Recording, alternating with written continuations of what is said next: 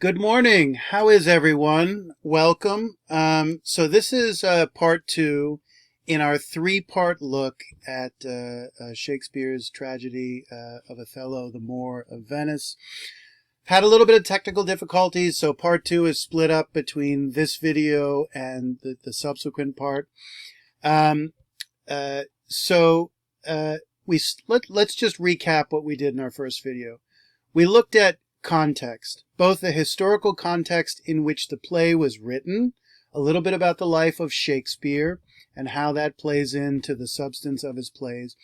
And then we also looked more specifically about at the historical context of Venice itself as a setting in which the dramatic action of the story unfolds. And we made the key observation that understanding how Renaissance Venice is being presented in the play is really essential to understanding the circumstances that help define and shape the action of the play. We've made very clear since the beginning of the semester that on its most basic level, setting is about time and place. But if you were to take a kind of Cartesian grid, a coordinate of a place and a chronological time, you're not really understanding anything about the true meaning of what setting is about. Setting is about culture. It's about a way of life. It's about the habits and conventions of the time. It's about the way people think. How people understand right and wrong, what the right thing is to do, how people understand their own happiness, simply how people are how they are supposed to carry on in engagements, whether public or private, with one another, what the expectations of conduct are, and it's only by that you can really judge the specific meaning of their conduct.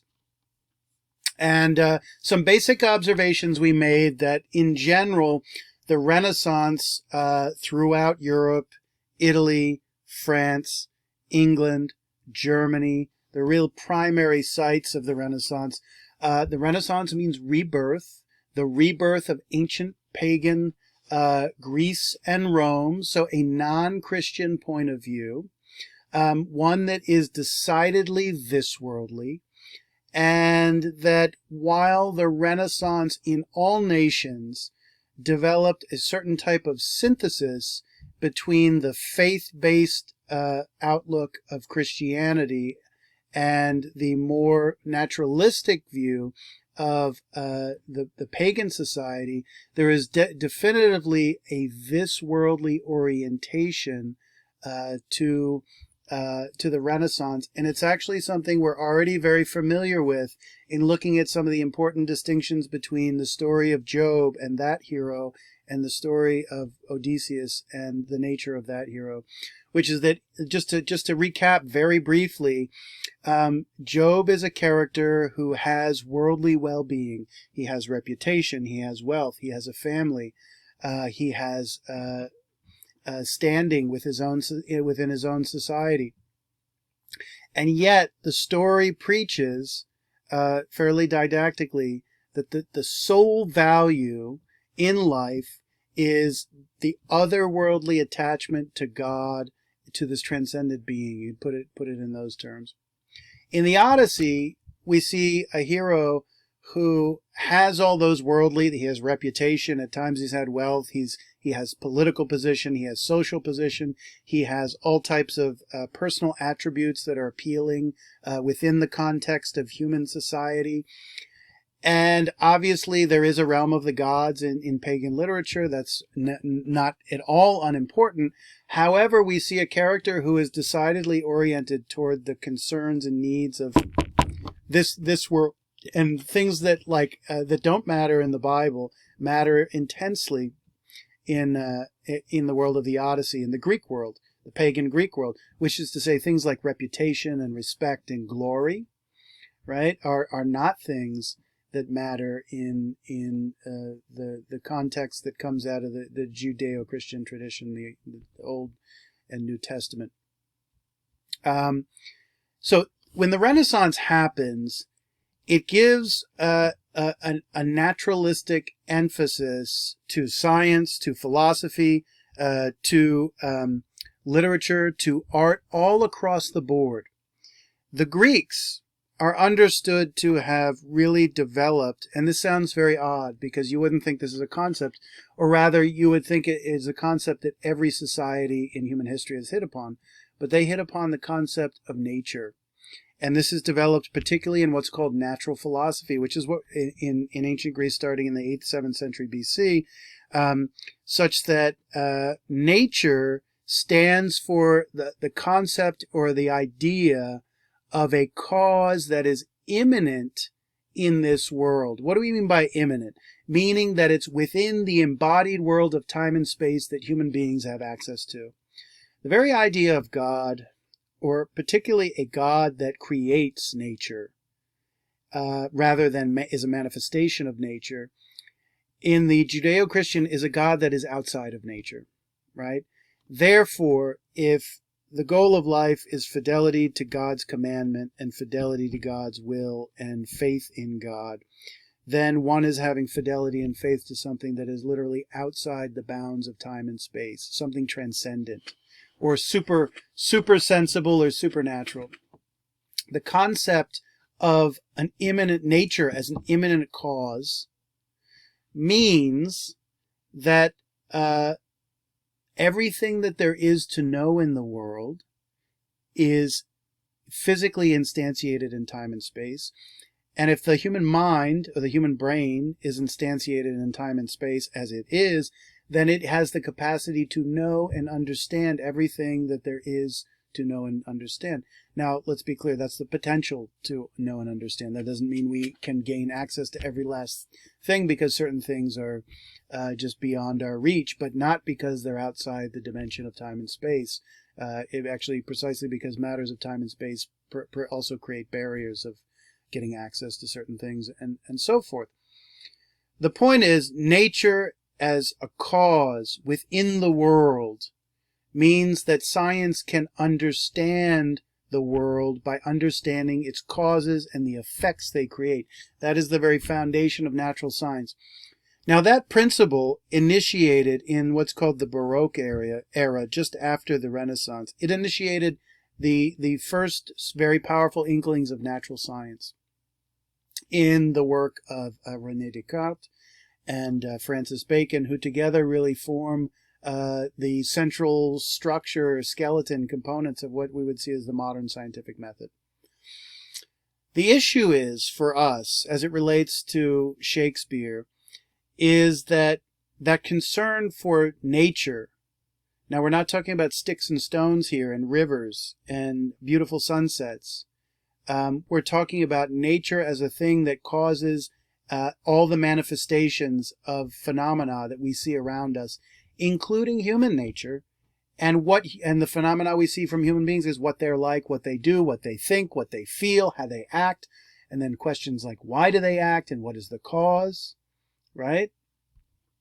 So this interest in nature during the Renaissance, and we said that during the Elizabethan period, which is the 17th century, the 15th century, the 16th century into the early 17th century, the English Renaissance, number one, the rebirth focused on literature and music rather than painting and sculpture. It was what you see in Italy and also in the Northern Renaissance, places like Belgium and Flanders and so on and so forth. And it manifests in a moment in which religious ideology had a kind of respite. Prior to the Renaissance in England, there was the first inklings of the Protestant Reformation, which heightened, to put it really simply, it heightened the religious tensions and religionists on both sides, both for and against the Protestant Reformation, they doubled down on their religious and faith-based point of view. And in fact, it gave much less voice to a more naturalistic understanding of human behavior and the world at large. if drama and literature is primarily about the depiction and making sense of and the enjoyment of human conduct, human action, right? After this period, you have another turbulent period, particularly unique to to England in terms of ongoing religious controversy that then made the arts less tolerant and open to such a naturalistic view of human nature. What did we say this naturalistic view of human nature is really about? It's, at least as it pertains to Shakespeare, it starts off with the influence of Machiavelli. And Machiavelli, very interestingly, is a political thinker, political theorist, political scientist, and statesman from early 16th century Italy. He's a Florentine, and he was in the Florentine government. And he was very influenced by a Roman writer called Lucretius. And Lucretius was basically a materialist and a naturalist, meaning that he understood the world as physical things, and that science can understand the physical world precisely because everything there is to understand is physical. Machiavelli took this conception and folded it into his thinking on politics and moral thinking about human beings. And he said, in the ancient world, people were particularly concerned to paint an image of politics at its best. He called them imagined republics. So Plato famously writes the book The Republic, which imagines an ideal community that if, what would the perfect community look like? And he unfolds what that community would look like. And Machiavelli says, I am a man in a sense of the Renaissance, of this moment that it historically acknowledges itself as breaking with the outlook of what they now see as the ancient world. Because prior to that, they just understood from past to present as a matter of continuity rather than discontinuity. It is the modern idea to see a disconnect between our world and what happened in the so-called ancient world. And this is when the ancient world became the ancient world. So he says political thought, or thought about human beings, because in many ways Shakespeare is dealing with the same thing, thinking about human beings and portraying their actions and trying to understand them. We can't think about how people should act and what it would look like under the most perfect circumstances, because that's not a reality, and it's never going to be a reality. In light of what human beings are, our first step in understanding human beings is accepting what they're really like, and accepting the kinds of things that they really do, and not dismissing that behavior prima facie before we really investigate it, because we know it's not in accord with proper morality, or it's not in accord with rational behavior, right? He says we have to tolerate it. And it's in that attitude of Machiavelli of taking human beings and human conduct and human nature as it really is, that we get a body of literature during the Renaissance, and this is the rest of the modern period, in which we see a concern of authors, writers, playwrights, what have you, political thinkers, of investigating the way human beings really are, and not shying away from the truth about them, and actually putting it on paper. Did Shakespeare exactly see anything different than what people in the ancient world saw? I'm not entirely sure. But what I am sure of is he put pen to paper and talked about things that were not talked about in the ancient world. Aspects of human psychology that are left on the cutting room floor because they didn't conform with the kind of the standards of genre and what's simply acceptable, morally acceptable to write about. So what you could say is there is a kind of amoral approach to these characters. And I think the best is to look at Iago. Now, we all know he's the villain. We all know that what's so diabolical about him is his motive is unclear, and also he seems to take pleasure in what he does, and it's precisely because he doesn't seem to have a clear and good motive, makes it all the more disturbing. And nonetheless, he's the most intelligent character in the play. He's the most understanding. He has the greatest comprehension of what goes on around him and what the other human beings are like around him. And yet he's also the most diabolical. So there's a tension, and depending on how you appreciate Othello, you may or may not have sympathy for his situation. But to the extent that you don't have sympathy for what he does because you hold him responsible for his actions of murdering his wife, it then falls back that Iago is like the most fascinating character of this play because of his intelligence. So Shakespeare certainly makes it clear that Iago needs to be condemned as diabolical, and he's presented as diabolical. I mean, he's associated, there are allusions to the devil and to Satan throughout this. And there is a way of looking at Iago as something like an allegorical figure of evil, of pure evil, and that he really is not exactly a character at all, but rather he is a kind of force of evil whispering in the conscience or in the heart and mind of Othello. Like you have the angels, the angel and the devil sitting on someone's shoulder, whispering into someone's ear, and they're in a situation, and one says do the right thing, and the other says do the wrong thing, because you know that's what you really want to do. He's kind of like that devil whispering in Othello's ear. But nonetheless, while Shakespeare is not celebrating that evil, he puts it on display in a kind of amoral way to acknowledge that this is what human beings are. You can condemn it all you want, but there seems to be something futile in morally condemning simply the way human beings are, something that's inextricable, you can't take out of human beings. In a sense, you just acknowledge it for what it is. You take people as they are. This is what human beings are really like. Let's live with that. Let's accept it. Let's not be looking for another world that is superior to this world with these type of people in it. Because if you can't embrace these people, there's nothing left to embrace, right? Okay, so we've looked at that context. What we're going to do today is we're going to look at, in this part of the video, we're going to look at the players. We're going to look at the characters, and we're just going to give an overview and a clarification of what they're about.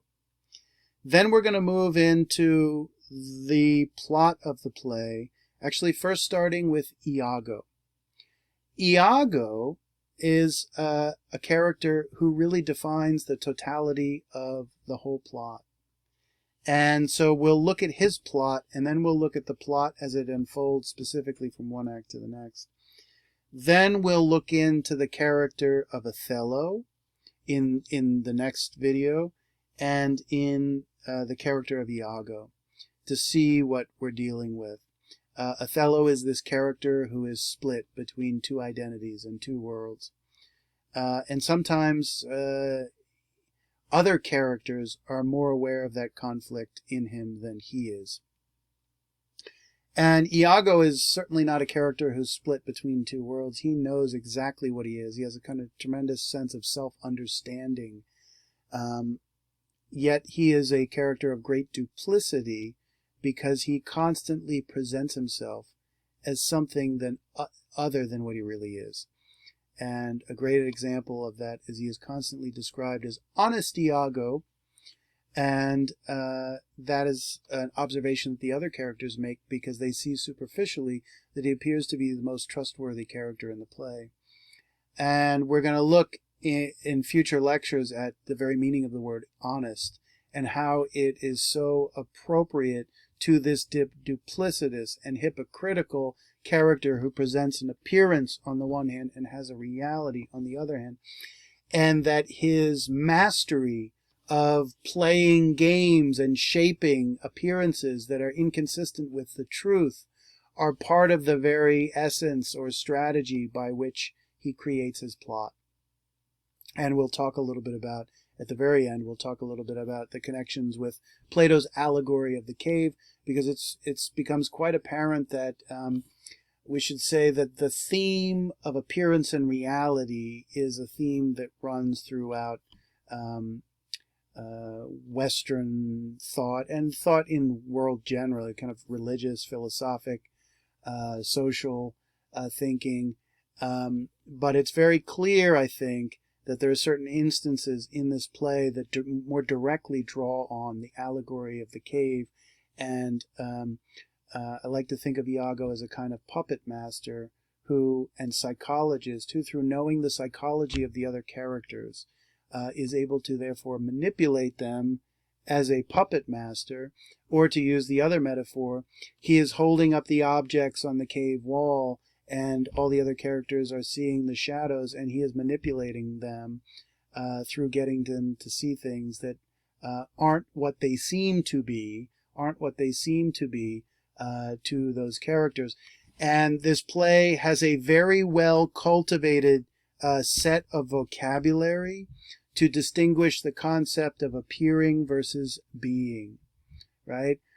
Seeming versus the truth. An image versus the thing. Thinking or believing versus knowing, right? And there are a whole set of parallel terms that capture this distinction between appearance and reality.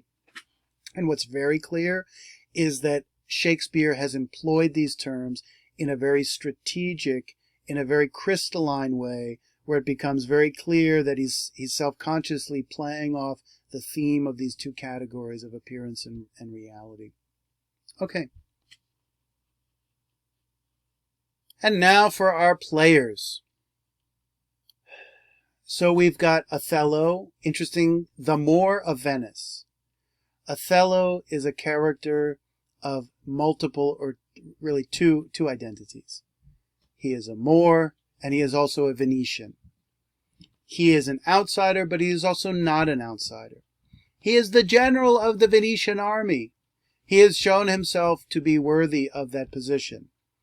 But when people talk about Othello behind his back, you will see that they don't call him Othello, they call him the Moor, right? Obviously, he's the husband of Desdemona. He is tricked by Iago and ultimately leads to the demise of his wife at his hand. And we will get into the next video a very specific discussion of the dual identity of Othello and how that sits, at least as part of the conflict in the whole play. And we are modern Americans, at least our media and a good bit of academia, obsess about race. It's all about the color of one's skin.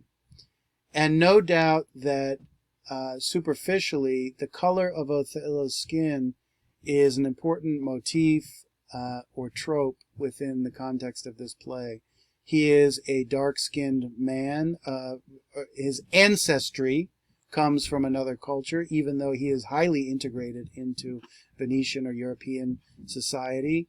And his wife is fair-skinned, fair-haired, and that contrast of light and dark ripples throughout the entire play, and there are many different allusions, the light and dark of creation and destruction, of good and evil, of black and white. But we're not really talking about racial differences here, and I think if you get too hung up, the color of people's skin here is absolutely important.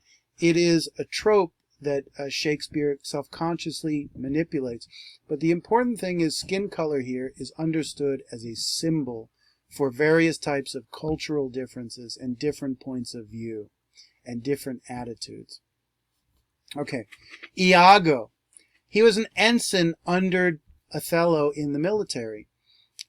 He becomes the enemy of Cassio because Cassio becomes the lieutenant of Othello's lieutenant, and Iago feels that he has been passed over. And the key thing, this apparently is what precipitates Iagos' plot, but it is not clear that this is the whole story by any stretch of the imagination. He thinks that Cassio is unworthy of this position in terms of his merit.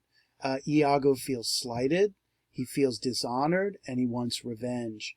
Cassio, he seems to characterize Cassio as a guy who's never really been in the battlefield. He's a soldier, but only on paper, not in real life. And he even goes so far as to insinuate that Cassio has achieved his position in the military by buying it, by buying his office.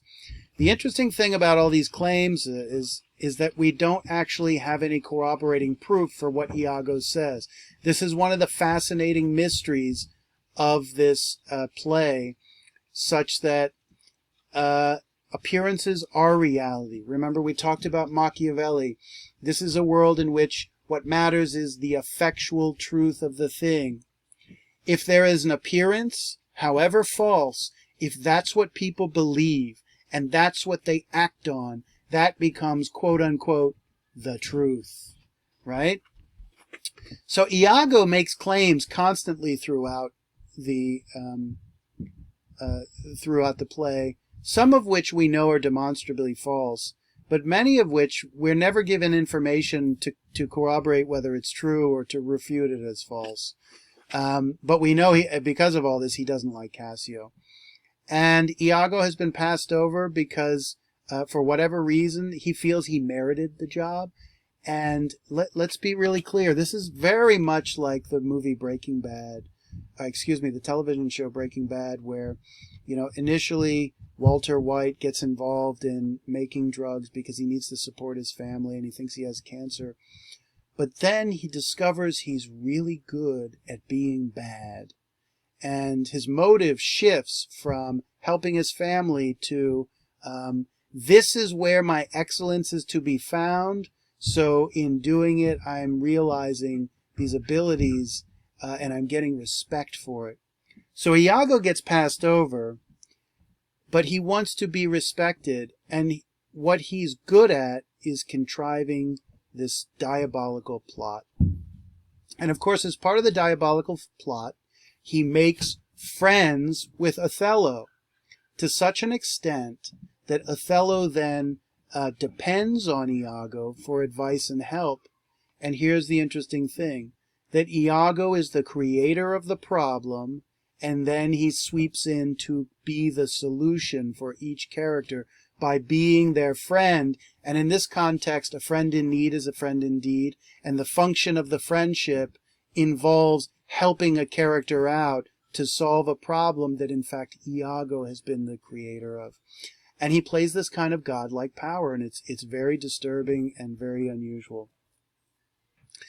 Desdemona is an innocent young girl. She's very young. She's likely a teenager.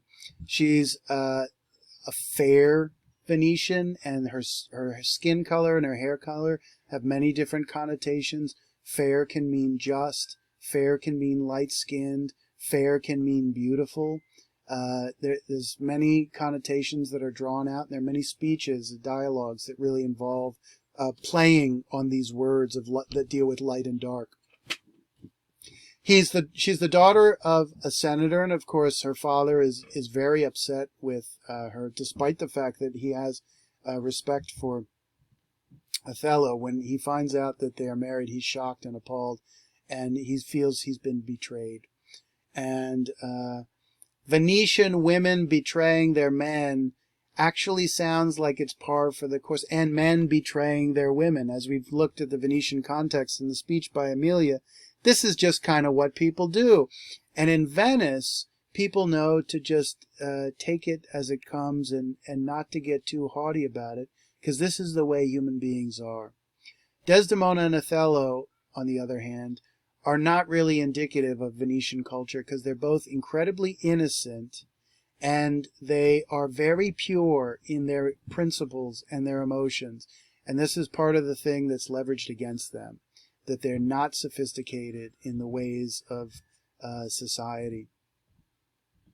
Cassio, he is a light-hearted man who doesn't take his love life too seriously.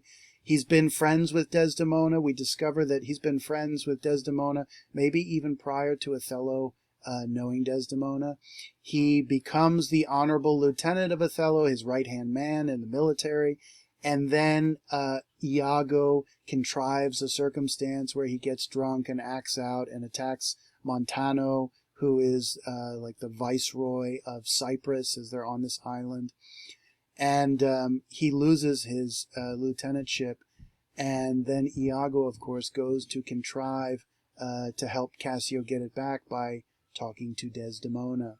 And it turns out, this is an important little fact about Cassio. Number one, he's driven by reputation, right? He's driven by reputation. When he loses his position, he is humiliated. He sees himself as a nothing. So he will do anything to get his reputation back. And he's driven then by Iago to go seek out Desdemona to get her to speak. If he has Desdemona's ear, he almost has Othello's ear, because he knows Othello will listen to Desdemona. But it turns out that Cassio has been a kind of go-between in the relationship between Othello and Desdemona when it was being done in a clandestine way, right? So the question, once Othello starts to suspect that maybe Cassio has had some type of intimate relationship with his wife, he starts to wonder if that status as go-between wasn't more than just a go-between. Roderigo is a Venetian nobleman who's a little wacky, and he really is a comic character in this play to present some kind of comic relief from the more heavy and darker themes. He's wealthy, and he's madly in love with Desdemona, right? And he pays Iago to deliver her to him, meaning that when he gives Iago money, he has been told by Iago, they've struck a deal that Iago will find a way to deliver her as a kind of middleman. And Iago has inflated and excessively primed the hopes of Roderigo in actually getting Desdemona. Roderigo is an interesting character because his motivation is very clear and very simple. He's obsessed with Desdemona, and since he's wealthy, he believes that money can buy him whatever he wants.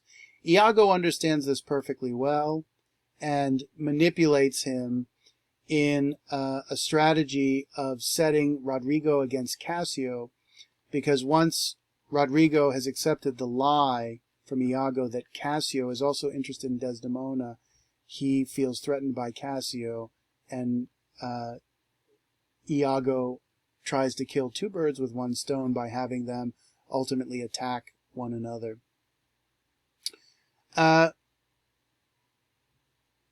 Okay, we'll just mention Brabantio very quickly and move on here.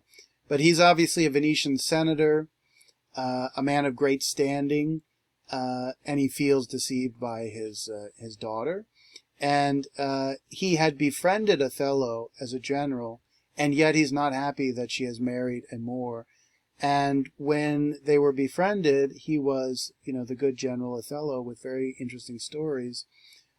And yet when he marries his daughter, all of a sudden he is the Moor. So you can see that Shakespeare has given a certain stereotype to the Venetians of the way in which they perceive Othello. And what's interesting is Othello is seen constantly in a duplicitous or double way. On one hand, he is a righteous man who is virtuous by the standards of this society and is respected for that virtue, respected for a respected general. And at the same time, they can't help but seeing him as an outsider, as a Moor, because of his skin color and perhaps also because of certain attitudes and dispositions he has that are not consistent with the kind of Venetian mentality. The Doge of Venice, the Duke of Venice, he plays a very important role at the beginning in the conflict between Othello and Brabantio over what Othello has done with his daughter, because of course the accusation is that he has taken advantage of the young girl, and in fact he's done no such thing. But Othello is in a sense in the Doge's palace as everyone's being summoned together to go off to war to Cyprus. He's being put on trial, and he is a defendant, and he is forced to make a defense speech to explain the exact nature of the relationship that's been going on, and to just defend his own virtue. So what we'll do now is just make a general little statement and segue to the next video here. Iagos Plot. We're going to look at the plot. I just want to finish with this claim. Shakespeare has contrived this plot that unfolds over 5 acts, and Iago has a plot as well. And I just want to highlight the way in which I'm using this word as a pun. A plot could be what we've already talked about from the beginning of the semester, a structure of events that has a conflict built in it that moves them forward. And it's simply the series of things that happen in a narrative or a myth. But we also know a plot as something like a criminal conspiracy to contrive to do something with a kind of premeditated way. And Iago is nothing if not premeditated. So Iago, in the opening act of the play, and in the next video we'll read it, has and contrives a very specific plot in mind. And what's interesting is, like the Odyssey and many plays, most plays, we're thrown into the circumstances in media res, in the middle of the thing. And at the outset, Iago is explaining that he has this hatred of the Moor and that he's going to unfold this plot. And he already has that plot in his mind. He has already devised it. And it is simply for us, the audience, to discover what it is over time. And for it, as he talks about, to be revealed.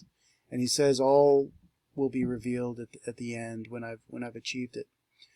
But what's interesting is the way the criminal conspiracy plot dovetails with the actual plot, in that the entire story is driven by the conflict created by Iago's desire for revenge and how it bubbles over into a conflict with Othello.